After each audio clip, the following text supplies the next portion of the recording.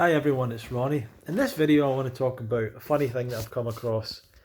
I don't know if you call it a cognitive dissonance. I don't know if you call it um, in denial or whatever, but it's, it's something about the way that people perceive their health. And I think that people perceive themselves to be much healthier than they actually are. And that they're only really unhealthy when they're like, completely out of it, virtually dead.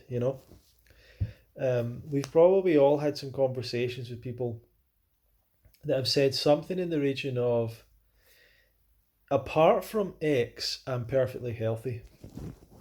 Apart from my diabetes, apart from my um, lung problems, apart from my osteoporosis, apart from this, apart from that, I'm perfectly healthy. And the truth is that you can't be perfectly healthy or even close to perfectly healthy with any kind of disease. And it might be the case that you could easily reverse that disease if you go on a raw vegan diet. That might be the case. But you're still not healthy. And the fact that people can get through their life and do things, it doesn't mean they're healthy. So people have this perception of what healthy is. Now, if you look at me now, do I look healthy to you or not? Do I look healthy? Well, it doesn't really matter because that could be to do with the lighting. It could be that I've had a good night's sleep. I could be in really poor health, despite the fact I might look okay, my skin might look okay, um, I might seem fit or well or whatever, conscious, but it doesn't mean anything because that's not what health really means. We're confusing health with something else, and a very funny, well, it's actually not funny, a very blatant example of this um, is something I remember this morning, which is a lecture that's online that became a famous book and a viral lecture called The Last Lecture by a guy called Randy Posh, I think his name was, who was a university professor, and he gave this speech about um, how to achieve your dreams and things. And the whole idea was this was the last lecture he was giving, and he'd been a professor, and this was him at the end of his life. But he was still quite a young man, he was probably only in his 40s or 50s or something. But at the start of the talk, he says, because the idea is that everyone in the lecture knew, or most of the people knew that he was had been diagnosed with cancer, so they knew he was dying basically. But in the video, like, he looks fine, and he says something very strange. He says at the very start, he says, "I'm not going to talk about cancer. I'm not going to talk about all these things. I'm actually in phenomenal health. I'm in better shape than most of you."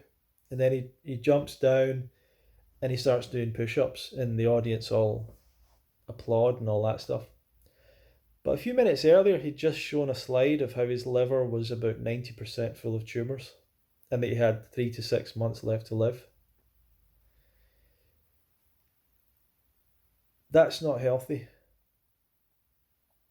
You're not phenomenally healthy when you're in that condition. And I believe he did die a few months later, very, not much longer after that.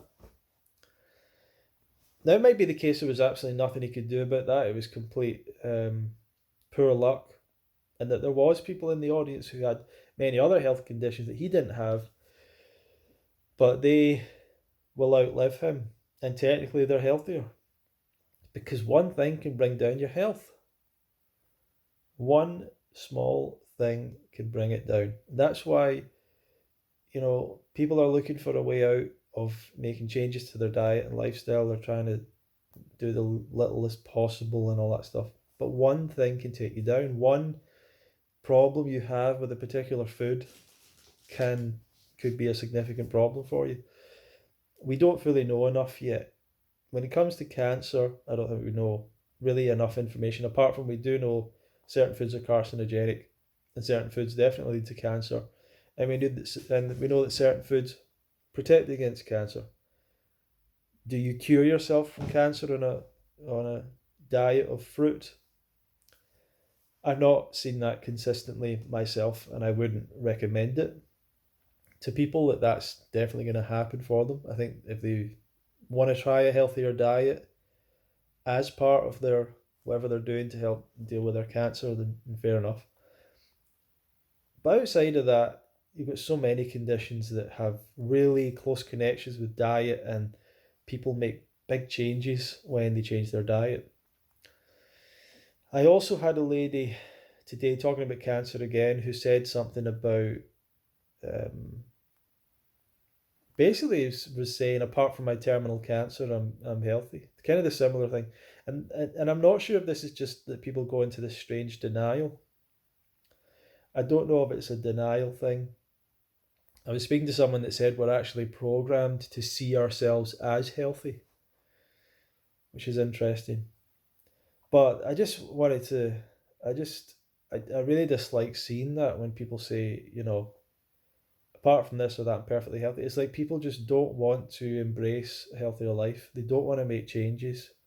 They don't want to make these steps. They don't want to take this adventure towards a better life. They want to stay where they are, who they are, do what they're doing, keep on getting the result they're getting, and kind of crawl through their life. And it's a bit sad, you know.